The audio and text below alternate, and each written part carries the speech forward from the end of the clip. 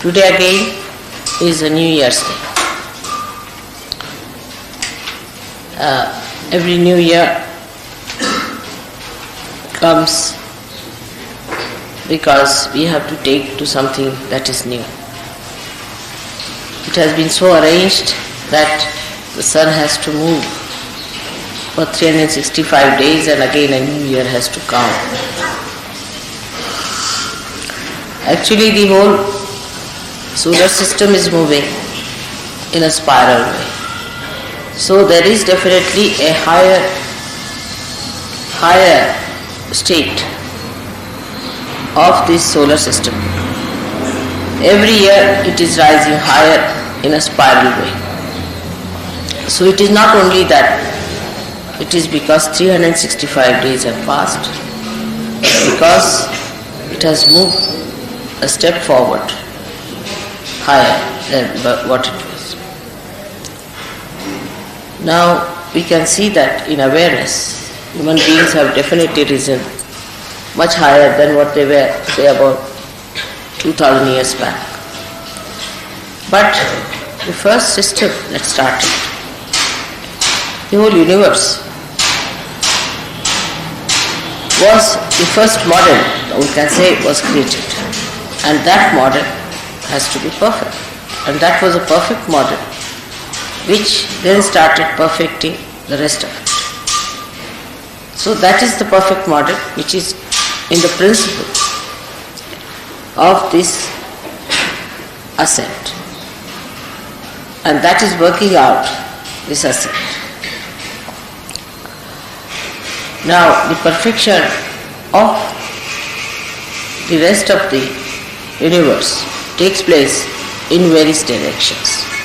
But today we have to consider the Mahalakshmi principle. Now, Mahalakshmi, as I told you, is a perfect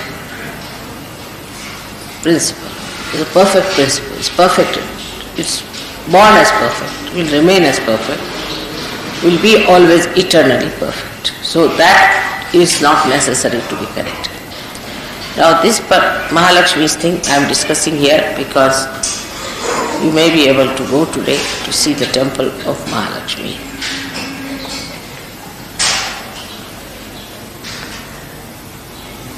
Now the temple of Mahalakshmi, when you go there, you have to know that this deity has come out of the Mother Earth in this particular place. That means this place has got a capacity to give you a force, we can say an additional force, or an intensive feeling of evolution. If you are sensitive enough, you can see that, you can feel it, and you can do it. If you are not so sensitive, you are still so conditioned and still outside, that may not work out. I mean, all kinds of things can be done, but if somebody wants to remain a stone, you can't do anything about it. So this Mahalakshmi principle is working out in this place, Kolhapur. Normally this place should be very, very warm because of this position. But even in summer, this place keeps very cool because of the vibrations from the temple that is emitted. The people in this place may not be so aware either. We cannot say if they are aware because as negativity has to come forward, there are lots of sugar factories and lots of alcoholism going on here. But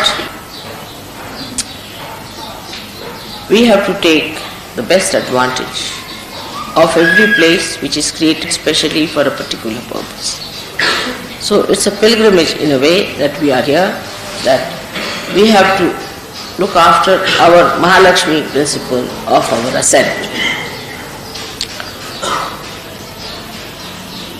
As you know, this ascent starts at the Navi and is surrounded by the Guru principle. Now the Guru principle within us, if it is absurd, if it is juxtaposition, placed in a juxtaposition way, if it is not properly embedded within us, if it is not emitting through our character and behavior, Mahalakshmi Tattva cannot be strengthened. Mahalakshmi Tattva is strengthened through Guru principle. Now we are lucky today because there was the birthday of Dattatreya just the other day when we had the puja, and today is this Mahalakshmi puja. So two things together we have got together. First was the Datta puja and today is this puja of Mahalakshmi. So to have the Guru principle alright, we must make our dharmas correct. Now these dharmas, as I have told you many times, are 10.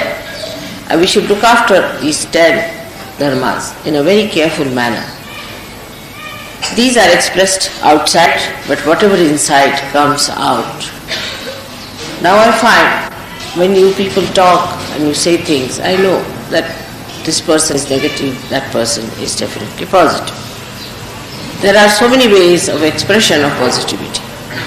But how I know that I can't tell you, because I just don't know how to tell you that. But I just know that such a person is definitely positive and such a person is negative. The positivity lies in understanding why are we here. First of all, why are we on this earth? Why are we human beings? In understanding. What are we doing about it? Why are we Sahajogis? What is Sahajogi has to do? What is his responsibility as a Sahajogi? Then he moves forward to understand why Mother is so kind to me. Why have I got vibrations? Why am I the very few who have got the special blessings, a special knowledge of vibratory awareness? And then you ask yourself, what am I doing about it? Am I still very much embedded in my cheapishness or in my childishness, in my stupidity, in my harshness, in my aggressiveness? We always see these things in other people, not in ourselves. So we are not Sahajogis. We should understand at that point. When we start seeing these things in other people, then we are not Sahajogis. We should see in ourselves and emit pure compassion to others. But always people see that it is in another person this exists. Whatever I may try to say, they always see another person. Now supposing there is a negative person among us. You need not be compassionate to that person. On the contrary, better be away. Get rid of that person as far as possible. Don't have anything to do. Is a definite sign of great compassion to yourself, if not to others. Better not have anything to do with a person who is negative, if you have to come up. He may be your brother, sister, anyone. But try to be away from a person who is not positive. It causes lots of problems. I've been telling you this and I've been requesting you, but the conditioning is such that still though you have become a Guru Tattva, you don't understand that you have to be detached. For a Guru there is no brother, sister or any other relationship except for the relationship of the mother. There is no other relationship exists. One of these principles are to be understood. Very important, I think, is for all of us, that our relationship is only to Mother and to Sahajogis and not to any relationship which has come to us, whether through Sahajoga or whether through anything else. Now this I have been explaining because our Mahalakshmi Tattva is not all that. That's why we get sort of frittered away, lost into these things. And the Mahalakshmi Tattva has to be like an ascending force, all put together. Like my father used to give an example, that supposing you have collected lot of wheat and you spread it on the ground, it will be all lost. It will spread out like this side, that side, it will be all lost. But if you put it in a bag, it will rise. In height, naturally, it will have those maryadas it will rise and it will go higher and higher. In the same way, this principle of Mahalakshmi can spread just across like that and can just destroy all that Mother has given us and all that we have had all these years only by spreading it out. Now to collect it inside is to pay attention to yourself first of all. Try to clarify your ideas and your understanding in brain is important because Mahalakshmi Tattva ultimately works in the brain. Is the enlightenment of the brain is done by Mahalakshmi Tattva. It gives you the Satya, the truth, see. So in the brain you must clarify, reach logically you must reach the conclusion that I don't have to do these things. I have to do these things. I have to accept. This is why I am here. Why I am here. What am I supposed to do? Now logically you convince your brain, first of all. It's very important now after realization. Because if logically your brain doesn't understand, it will always be cheapish, childish, indignified, or could be harsh, horribly oppressive. It could be one of these. So, in Guru Tattva, there are 10 elements. 5 of them deal with the weight. Guru is the weight, you see. Weight of a person.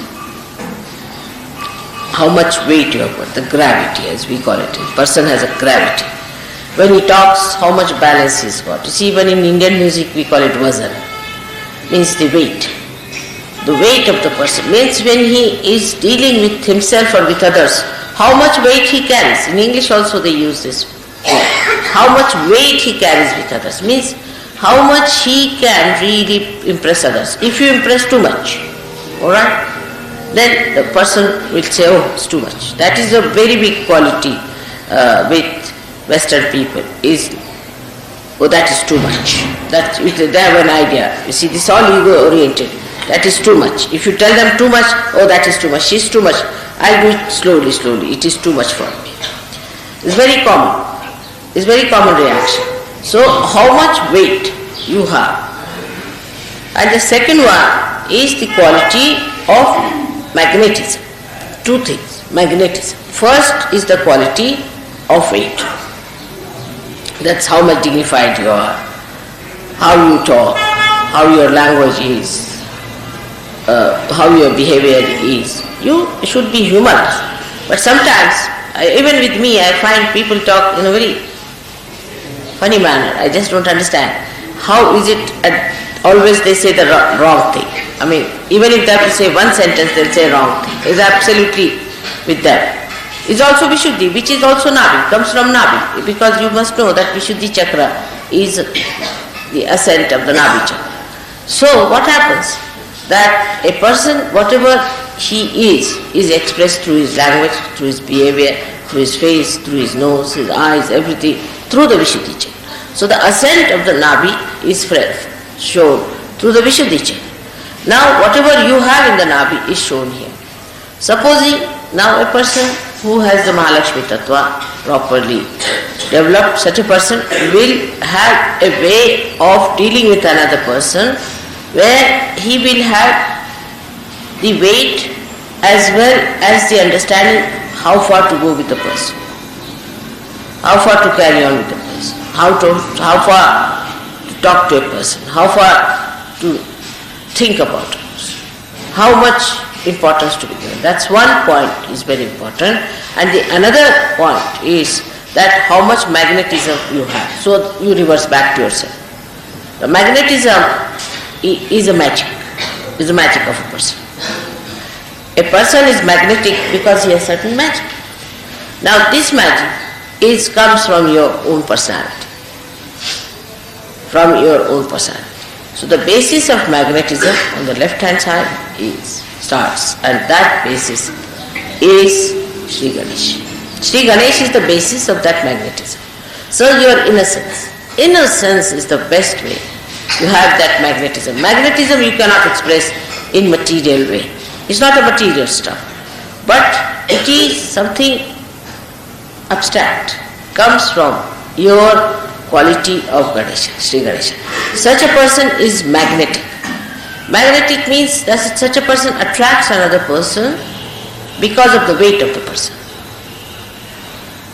because of the quality of the person.